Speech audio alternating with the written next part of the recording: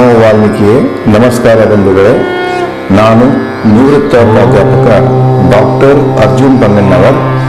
ಹೇ ಸೀತಾರಾಮ್ ವಾಹಿನಿಯ ವಾಲ್ಮೀಕಿ ರಾಮಾಯಣ ಅಂದು ಇಂದು ಚಿಂತನ ಕಾರ್ಯಕ್ರಮದ 286ನೇ ಸಂಚಿಕೆಗೆ ತಮ್ಮೆಲ್ಲರಿಗೂ ಸ್ವಾಗತ.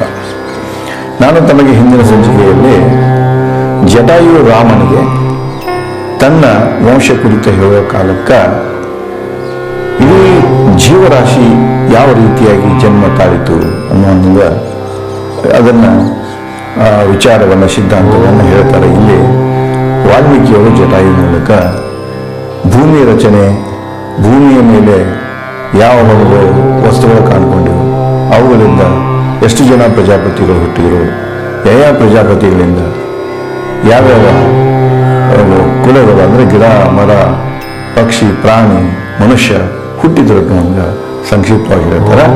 ಇದು ನೋಡಿ, ಈಗ ನಾವೇನು ಮಾಡ್ತೇವೆ, ಚಾರ್ಲ್ಸ್ ಡಾರ್ವಿನ್ ಸಿದ್ಧಾಂತನೇ ಹೇಳ್ತೇನೆ, ವಿಕಾಸ ಸಿದ್ಧಾಂತ, ಜೀವ ವಿಕಾಸ ಸಿದ್ಧಾಂತ. ಬಟ್ ಈ ಜೀವ ವಿಕಾಸ ಸಿದ್ಧಾಂತ ಏನಿದೆ ಇದು ಕೂಡ ವಾಲ್ಮೀಕಿಯವರ ವಿಚಾರಗಳನ್ನೇ ಹೋಲುತ್ತಿದೆ. ಅಂದ್ರೆ ಈ ವೆಸ್ಟರ್ನ್ ಸೈಂಟಿಸ್ಟ್ ಅಲ್ಲ, ಎಲ್ಲರೂ ಎಸ್ಟೇಟ್ ಮ್ಯಾಕ್ಸ್ ಮುಲ್ಲರ್ ಆಯಿತು, ಮ್ಯಾಕವರ್ ಆಯಿತು, ಮುಂದೆ ಯಾರ್ಯಾರು ಇಲ್ಲಿ ವಿಜ್ಞಾನಿಗಳಾಯಿತು, ಸಮಾಜ ಶಾಸ್ತ್ರಜ್ಞರಾಯಿತು ಏನಲ್ಲ, ಅವರು ಈ ಭಾರತೀಯ ಒಂದು ಗ್ರಂಥಗಳೇನಿವೆಯಲ್ಲ, ರಾಮಾಯಣ, ಮಹಾಭಾರತ, ಉಪನಿಷತ್ತು, ಇವನ್ನೆಲ್ಲ ಅಧ್ಯಯನ ಮಾಡಿದಂಥ ಜನರೇ ಅವರು. ಈ ಮೈಗ್ರೇಷನ್ ಥಿಯರಿ ಏನದಲ್ಲ, ಮೈಗ್ರೇಷನ್ ಥಿಯರಿ ಕೂಡ ಇದು ಆರ್ಯ ಇನ್ವಿಷನ್ ಥಿಯರಿ ಏನಿದೆ ಅದರದ ಮೂಲನ ಋಗ್ವೇದ. ಅಂದರೆ ಅವರೆಲ್ಲ ಅಧ್ಯಯನ ಮಾಡಿ ಆ ವಿಚಾರಗಳನ್ನು ಕೊಟ್ಟರು ಜಗತ್ತಿಗೆ. ನಾವೇನು ಮಾಡ್ತಾ ಇದ್ದೀವಿ ಅಂದರೆ ಅವೇ ಮೂಲ ವಿಚಾರಗಳನ್ನು ಅಂದ್ಕೊಂಡು ಇದನ್ನು ನಾವೇನು ಮಾಡ್ತೇವೆ, ಅಕ್ಸೆಪ್ಟ್ ಮಾಡಿಕೊಂಡು ಅದನ್ನೇ ಹೇಳ್ತಾ ಹೋಗ್ತೇವೆ.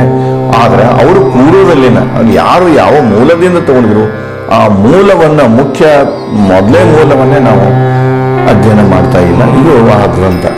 ಅದಕ್ಕಿಲ್ಲೇ ಈ ಜೀವ ವಿಕಾಸ ಸಿದ್ಧಾಂತವನ್ನು ಮೊದಲ ಬಾರಿಗೆ ಕೊಟ್ಟಿದ್ದೇನೆ ಈ ರಾಮಾಯಣದ ಮೂಲಕ ವಾಲ್ಮೀಕಿಯವರೊಂದು ಈ ಒಂದು ಸಿದ್ಧಾಂತ ವಿವರಣೆಯಿಂದ ಸ್ಪಷ್ಟವಾಗಿ ತಿಳಿದು ಬರ್ತದೆ. ಇನ್ನು ಅದನ್ನೇ ಮುಂದುವರಿಸಿ ಇದನ್ನ ಜಟಾಯು ರಾಮನಿಗೆಲ್ಲ ಹೇಳ್ತಾನೆ. ರಾಮ ಅದನ್ನೆಲ್ಲ ಕೇಳ್ಕೊಳ್ತಾನೆ ಮತ್ತು ಎಲ್ಲರೂ ಸೇರಿಕೊಂಡು ಪಂಚವಟಿ ಹುಡುಕ್ತಾ ಮುಂದೆ ಸಾಕ್ತಾರೆ. ಕ್ರೂರ ಪ್ರಾಣಿಗಳ ಸರ್ಪಗಳ ಪಂಚವಟಿ ಪ್ರದೇಶ ತಲುಪಿ ರಾಮ ನುಡಿದ ಲಕ್ಷ್ಮಣಿಗೆ. ಎಲ್ಲರೂ ಹುಡುಕೊಂಡು ಹೋಗ್ತಾರ. ಮುಂದೆ ಅಗಸ್ತ್ಯ ಮುನಿಗಳು ಯಾವ ಲಕ್ಷಣಗಳನ್ನು ಹೇಳಿದ್ರು ಅವು ಲಕ್ಷಣಗಳೆಲ್ಲ ಕಾಣಿಸ್ಕೊಳ್ತಾರ.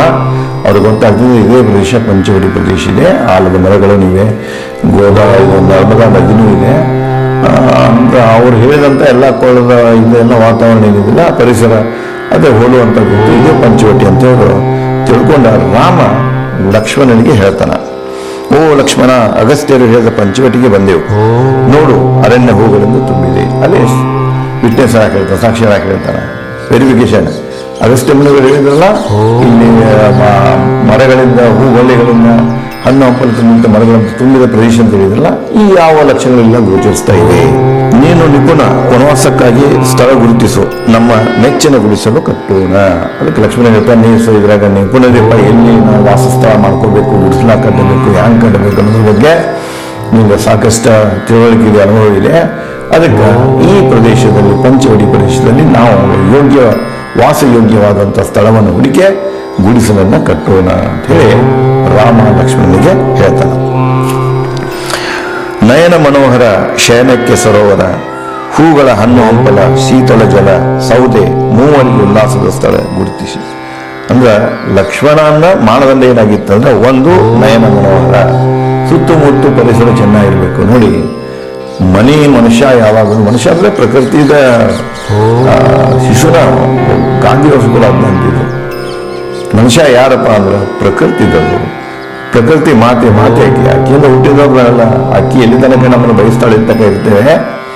ಯಾವಾಗ ಪ್ರಕೃತಿ ನಮ್ಮನ್ನು ರಿಜೆಕ್ಟ್ ಮಾಡ್ತದ, ಈ ಹೆಂಗ ಡೈನೋಸಾರ್ಸ್ ಇರೋಲ್ಲ, ಹಿಂಗೆ ಕೆಲವೊಂದೆಲ್ಲ ನಶಿಸಿ ಹೋಗ್ಯಾವಲ್ಲ, ಹಂಗ ನಾವು ನಶಿಸಿ ಹೋದಂಥ ಜೀವರಾಶಿಗಳಲ್ಲಿ ಮಾನವ ಕೂಡ ಒಬ್ಬ ಆಗ್ತಾನೆ. ಎಲ್ಲಿ ತನಕ ಪ್ರಕೃತಿ ನಮ್ಮನ್ನು ಸ್ವೀಕಾರ ಮಾಡ್ತದೆ ಅಲ್ಲಿ ತನಕ ಇರ್ತೇವೆ. ಅದನ್ನು ನಮ್ಮನ್ನು ರಿಜೆಕ್ಟ್ ಮಾಡಿದ ದಿವಸ ನಾವು ನಮ್ಮ ಹೆಸರು ಇಲ್ಲದಂಗ ಆಗಿ ಹೋಗ್ಬಿಡ್ತೇವೆ. ಅದಕ್ಕೆ ಅವನೇನು ಮಾಡ್ತಾನೆ, ಮೊದಲೇದು ನಮ್ಮ ಸುತ್ತಮುತ್ತ ಏನಿರಬೇಕು ಅಂದ್ರೆ ಕಣ್ಣಿಗೆ ಆನಂದ ಕೊಡುವಂತಹ ಪರಿಸರ ಇರಬೇಕು. ಆಗ ನೋಡ್ತಾರೆ ಮೊದಲೇ ಮಾನದಂಡ. ಎರಡನೇದ್ದು ಶಯನಕ್ಕೆ ಸರೋವರ, ಜಳಕಾದ ಮಾಡಕ ಕುಡಿಯಾಕ ನೀರೊಂದು ಭಾಳ ಮುಖ್ಯ ನೋಡಿ. ಊರುಗಳೆಲ್ಲ ಇದ್ರು ಕೆರೆ ದಂಡಿಗೆ, ಹಳ್ಳ ದಂಡಿಗೆ, ಇಲ್ಲಾಂದ್ರೆ ಸರೋವರ ದಂಡಿಗೆ, ನದಿ ದಂಡಿಗೆನೇ ಇರ್ತಿದ್ದು. ಯಾಕಂದ್ರೆ ನೀರು ಬಹಳ ಮುಖ್ಯ ಮನುಷ್ಯನಿಗೆ. ನೀರಿನ ನೆಲೆ ಎಲ್ಲಿರ್ತಿತ್ತು, ನೀರಿನ ಸೆಲೆ ಎಲ್ಲಿರ್ತಿತ್ತು, ನೀರಿನ ಸೋರ್ಸ್ ಮೂಲ ಎಲ್ಲಿರ್ತಿತ್ತು, ಅಲ್ಲಿ ಜನ ವಾಸ ಸ್ಥಳವನ್ನ ಮಾಡ್ತಿದ್ರು. ಅದಕ್ಕೆ ಇವರು ಕೂಡ ಏನಂತಾರಂದ್ರೆ ಅಲ್ಲಿ ಗೋದಾವರಿ ನದಿ ಇರ್ತಿದೆ, ಮತ್ತು ನದಿ ಅಲ್ಲದೆ ನೀರಿನ ಹೊಳ್ಳೆಗಳಿರ್ತಾವ, ಸರೋವರಗಳಿರ್ತಾವ. ಅದಕ್ಕೆ ಅವೆಲ್ಲ ನೋಡಿಕೊಂಡು ಇದು ನಮಗೆ ಜನಕ್ಕೆ ನೀರು ಕುಡಿಯಾಕ ಇದು ವಾಸಯೋಗ್ಯ ಅಂತ ಎರಡನೇ ಮಾನದಂಡ ಹೇಳ್ತಾನೆ. ಹೂಗಳು, ಹಣ್ಣು ಹಂಪಲ, ಈ ಹೂಗಳಂದ್ರೆ ಪೂಜೆಗಾಗಿ ಬೇಕು, ತಾವು ಶೃಂಗಾರ ಮಾಡ್ಕೊತಿದ್ರು. ಹೂವನ್ನ ಸ್ವತಃ ಸೀತೆನೂ ಶೃಂಗಾರ ಮಾಡ್ಕೊತಿದ್ರು, ಇವರು ಶೃಂಗಾರ ಮಾಡ್ಕೊತಿದ್ರು. ಜೊತೆಗೆ ಅದು ದೇವರಿಗೂ ಅರ್ಪಣೆ ಮಾಡ್ತಿದ್ರು. ಪೂಜೆ ಮಾಡೋ ಕಾಲಕ್ಕೆ ಅದನ್ನು ಅರ್ಪಿಸ್ತಿದ್ರು. ಮುಂದೆ ಅಲ್ಲಿ ಸುತ್ತಮುತ್ತ ಸಾಕಷ್ಟು ಹಣ್ಣು ಹಂಪಲದ ಗಿಡಗಳಿದ್ದು ಆಹಾರಕ್ಕಾಗಿ ಹಣ್ಣು ಹಂಪಲ, ಋತುಗೆ ತಕ್ಕಂತೆ ಗಿಡಗಳು ಹಣ್ಣುಗಳನ್ನು ಕೊಡ್ತಾವ. ಹಂಗ ಆಯಾ ಋತು ಸಿಗುವಂತ ಹಣ್ಣು ಹಂಪಲ ಗಿಡಗಳಲ್ಲಿದ್ದುವ ಅದು ಅವರಿಗೆ ಆಹಾರಕ್ಕೆ ಯೋಗ್ಯವಾದ ಸ್ಥಳವಾಗಿತ್ತು.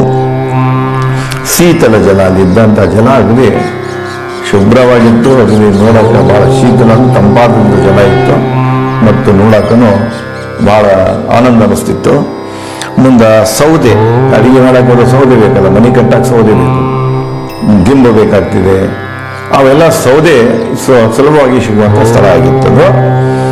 ಮೂವರಿಗೆ ಉಲ್ಲಾಸದ ಸ್ಥಳ, ಅದು 3 ಜನರಿಗೆ ಇದು ಯೋಗ್ಯ ಅನಿಸಿರ್ಬೇಕು. ಒಬ್ಬರಿಗೆ ಅಲ್ಲ, 3 ಜನರಿಗೆ ಯೋಗ್ಯ ಅನಿಸಿರ್ಬೇಕು. 3 ಜನರಿಗೆ ಅದು ಸರಿ ಅಂತ ಅನಿಸಿರ್ಬೇಕು. ಅಂತಹ ಸ್ಥಳವನ್ನು ಗುರುತಿಸ್ಲಕ್ಕ ಹೇಳ್ತಾನೆ, ಗುರುತಿಸು ಅಂತ ಹೇಳ್ತಾನೆ. ರಾಮ ನುಡಿ ಕೇಳಿ ಲಕ್ಷ್ಮಣ ಕರ ಮುಗಿದು ಸೀತೆ ಸಮಕ್ಷಮ ರಾಮನಿಗೆ ನುಡಿತಾನ.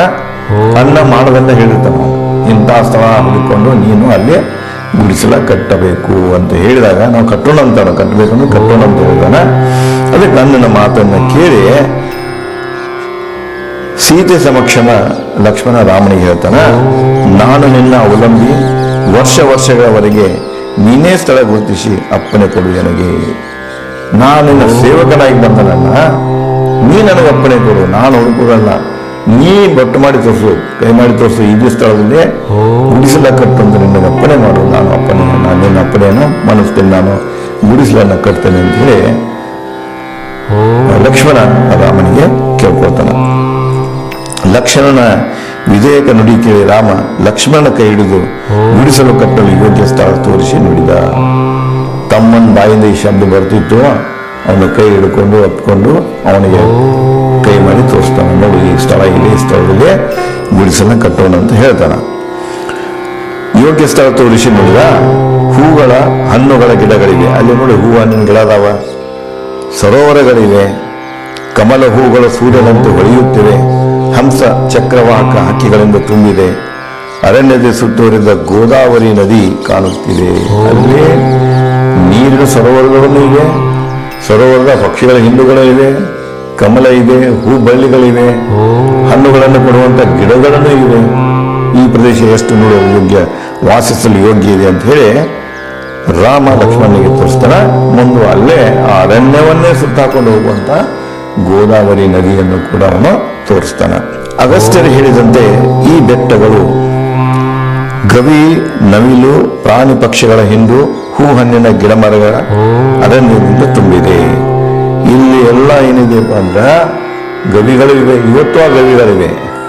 ನಾವು ಪಂಚವಟಿಗೆ ನಾಸಿಕ್ನಿಂದ ಪಂಚವಟಿಗೆ ಹೋದ್ರೆ ಪಂಚವಟಿ ಒಂದು ಬೆಟ್ಟದ ಮೇಲೆ ಗವಿಗಳು ಇವೆ. ಇಲ್ಲಿ ನೋಡಿ ಗವಿಗಳಿವೆ, ಮುಂದೆ ನವಿಲುಗಳಿವೆ, ಪ್ರಾಣಿ ಪಕ್ಷಿಗಳಿವೆ, ಅವುಗಳ ಹಿಂದಾಗಿ ಅವು ಆಡ್ತಾ ಇವೆ. ಮುಂದೆ ಹೂ ಹಣ್ಣಿನ ಗಿಡ ಮರಗಳಿಂದ ಈ ಅರಣ್ಯಗಳು ತುಂಬಿವೆ. ಅಲ್ಲಲ್ಲಿ ಚಿನ್ನ, ಬೆಳ್ಳಿ, ತಾಮ್ರ ಅದರಿನ ಬೆಟ್ಟಗಳಿವೆ. ಅದರ ಸುತ್ತಮುತ್ತಲೂ ಚಿನ್ನದ ಬೆಟ್ಟಗಳಿವೆ, ಚಿನ್ನದ ಅದರಿನ ಬೆಟ್ಟಗಳಿವೆ. ಮುಂದೆ ಬೆಳ್ಳಿ ಇದೆ, ತಾಮ್ರದ, ಇಂಥ ಹಲವಾರು ಅದರಗಳಿರುವಂಥ ಬೆಟ್ಟಗಳನ್ನು ಕೂಡ ಅಂದ್ರೆ ಖನಿಜಗಳು ಕೂಡ ಇಲ್ಲಿ ಇವೆ ಅಂತ ತೋರಿಸ್ತಾನೆ. ಅವು ಆಕಳ ಕಣ್ಣು, ಆನೆ ಹಣೆ ಪೆಟ್ಟು ಚಿತ್ರಗಳಂತೆ ಕಾಣುತ್ತಿವೆ. ಆ ಅದರಿನ ಬೆಟ್ಟಗಳೇನಿರಲ್ಲ, ತಾಮ್ರ, ಬೆಳ್ಳಿ, ಬಂಗಾರದ, ಅವು ಹೆಂಗ್ ಕಾಣಿಸ್ತಿದ್ವು ಅಂದ್ರ ಆಕಳ ಕಣ್ಣಗತೆ, ಆನೆ ಮ್ಯಾಗ ಹಣೆ ಮ್ಯಾಗ ಕಟ್ಟಿದಂತ ಪಟ್ಟಿಯಂತೆ ಅವು ಕಾಣಿಸ್ತಿರ್ತಾವ. ಸಾಲ, ತಾಲ, ತಮೂಲ, ಖರ್ಜೂರ, ಹಲಸು, ಪುನ್ನಾಗ, ತಿನಿಶ, ಕಾಡು ಧಾನ್ಯ, ಚಿತೈರ, ಅಶೋಕ, ತಿಲಕ, ಕೇತಕೈರ, ಚಂಪಕ ಮರಗಳಿಂದ ಬೆಟ್ಟ ಕಂಗೊಳಿಸುತ್ತಿದೆ. ಇವೆಲ್ಲಾನು ಹಣ್ಣಿನ ಗಿಡಗಳು. ಇವೆಲ್ಲ ಪ್ರಕಾರ ಮಾವು ಇದೆ, ನಮಗೆ ಹಲಸು ಇದೆ, ಖರ್ಜೂರ ಅಂತ ಹೇಳ್ತಾರೆ. ನಾವು ಖರ್ಜೂರ ಅಂದ್ಮೇಲೆ ನಾವು ಒಮ್ಮೆಲೆ ಇಂಗ್ಲೀಷ್ಗೆ ಹೋಗ್ತಿರ್ತೇವೆ. ಇಲ್ಲಿ ಖರ್ಜೂರು ಗಿಡಗಳ ಸಹಿತ ಇದ್ದು ಇವು ಇವೇ ಬಿಡಿ ಖರ್ಜೂರು ಇತ್ತು ಅನ್ನೋದು ಸ್ಪಷ್ಟ ಆಗ್ತಿದೆ. ಮುಂದೆ ಎಲ್ಲ ಪ್ರಕಾರದ ಎಲ್ಲ ಸೀಸನ್ದಲ್ಲಿ ಹಣ್ಣು ಕೊಡುವಂಥ ಗಿಡಗಳು ಇವೆ ಅಂತ ಹೇಳಿ ಅವನ ಹೆಸರಿಸಿ ರಾಮ ಲಕ್ಷ್ಮಣನಿಗೆ ಹೇಳ್ತಾನೆ. ಮುಂದುವರೆದು ಚಂಪಕ ಮರಗಳಿಂದ ಬೆಟ್ಟ ಕಂಗೊಳಿಸುತ್ತಿದೆ. ಸಂದನ, ಚಂದನ, ನೀಪ, ಪಾರನಾಸ, ರುಕುಚ, ಧವ, ಅಶ್ವಕರ್ಣ, ಕದರಿ, ಶಮಿ, ಕಿಂಶುಕ, ಗಿಡ ಪೋದೆ ಬಳ್ಳಿಗಳಿಂದ ಬೆಟ್ಟ ಶೋಭಿಸುತ್ತಿದೆ. ಇವೆಲ್ಲ ಗಂಧದ ಗಿಡಗಳಿವೆ. ಹಲವಾರು ಹೂಗಳನ್ನು ಕೊಡುವಂಥ ಗಿಡ ಮರಗಳಿಂದ ತುಂಬಿದೆ ಅಂತ ಅವಳ ಹೆಸರಿಸಿ ರಾಮ ಲಕ್ಷ್ಮಣನಿಗೆ ಹೇಳ್ತಾನೆ. ಮುಂದುವರೆದು ಪ್ರಾಣಿ ಪಕ್ಷಿಗಳಿಂದ ತುಂಬಿದ ರಮ್ಯ ಪವಿತ್ರ ಸ್ಥಳ ಇದು. ಲಕ್ಷ್ಮಣ ನಮಗೆ ವಾಸಿಸಲು ಯೋಗ್ಯ ಸ್ಥಳ. ಇಲ್ಲೇ ಎಲ್ಲ ಸಾಧು ಪ್ರಾಣಿಗಳನ್ನು ಇವೆ, ಪಕ್ಷಿಗಳನ್ನು ಇವೆ, ಎಲ್ಲ ಸೌಕರ್ಯಗಳು ಇಲ್ಲೇ ಇವೆ ನಮ್ಮ ಬದುಕಲಿಕ್ಕೆ. ಇನ್ನು ವನವಾಸದಲ್ಲಿರುವ ಜನಗಳನ್ನು ಕಳಲಿಕ್ಕೆ ಇದು ಯೋಗ್ಯ ಸ್ಥಳ ಇದೆ. ಇದನ್ನು ಅಗಸ್ತ್ಯ ಮುನಿಗಳು ಸೂಚಿಸಿದ್ದಾರೆ. ಅದಕ್ಕೆ ನಾವು ಇಲ್ಲೇ ಗುಡಿಸಲ ಕಟ್ಟೋಣ ಅಂತ ಹೇಳಿ ರಾಮ ಲಕ್ಷ್ಮಣನಿಗೆ ಹೇಳ್ತಾನೆ. ಮುಂದುವರೆದು ಅಣ್ಣನ ಮಾತು ಕೇಳಿ ಲಕ್ಷ್ಮಣ ಕುಶಹುಲ್ಲು, ಕಾಶಗಿಡ ತಪ್ಪಲು, ಶಾಮಿ ಗಿಡದ ದಿಮ್ಮಗಳನ್ನು ತಂದು ಸುರಕ್ಷಿತ ಸದೃಢಗೊಳಿಸಲು ಕಟ್ಟಿದ. ಅಣ್ಣನ ಮಾತು ಕೇಳುತ್ತಾನ, ಕುಶಹುಲ್ಲನ್ನ ಎಲ್ಲೆಲ್ಲೈತೆ ಎಲ್ಲ ತಂದು ಬರ್ತಾನ, ಕೂಡಾಕ್ತಾನ. ಮುಂದೆ ಶಾಮಿ ಗಿಡ ದಿಮ್ಮಗಳನ್ನು ತರ್ತಾನ, ಕಾಶಗಿಡದ ತಪ್ಪಲ ತರ್ತಾನ, ತಂದು ಗುಡಿಸಲವನ್ನ ತಯಾರು ಮಾಡ್ತಾನೆ.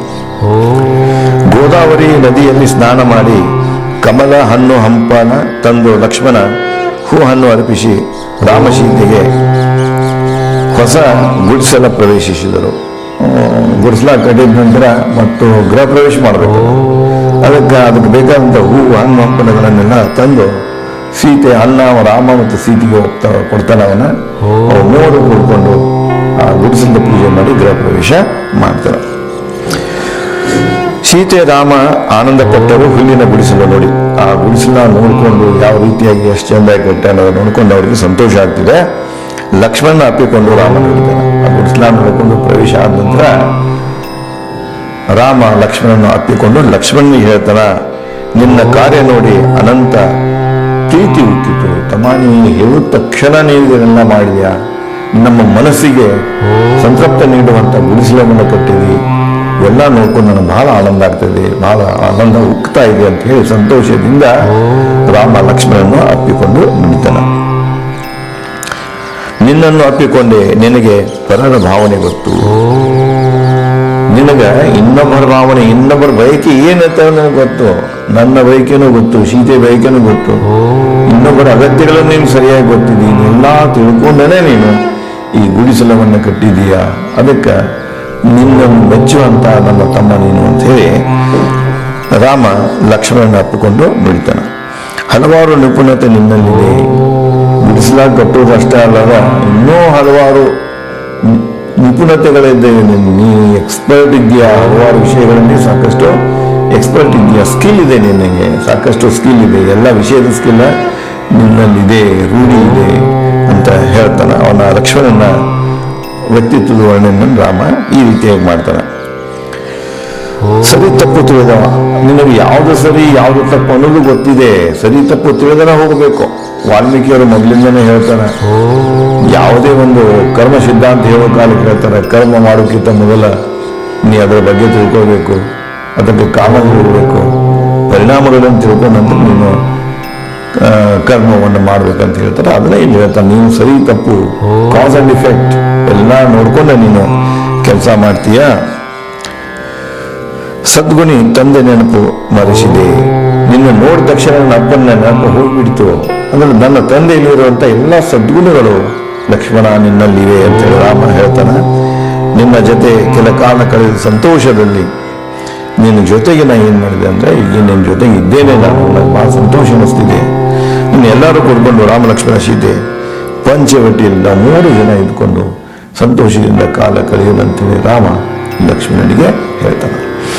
ಇನ್ನು ಪಂಚವಟಿಯಲ್ಲಿ ಅವರು ಹೋಗಿ ಶುರು ಮಾಡ್ತಾರೆ. ನಿತ್ಯ ಅವ್ರದ್ದು ಪೂಜೆ, ಆಹಾರ ಹುಡುಕೋದು ಎಲ್ಲ ನಡೀತಾ ಇರ್ತದೆ. ಅಂಥ ಸಂದರ್ಭದಲ್ಲಿ ಅವರ ಬದುಕಿನಲ್ಲಿ ಮತ್ತೇನು ಬೆಳವಣಿಗೆಗಳು ಬರ್ತಾವ, ಘಟನೆಗಳಾಗ್ತಾವ ಅನ್ನೋದನ್ನು ನಾನು ತಮಗೆ ಮುಂದಿನ ಸಂಚಿಕೆಯಲ್ಲಿ ಹಂಚಿಕೊಳ್ಳುತ್ತೇನೆ. ಧನ್ಯವಾದಗಳು.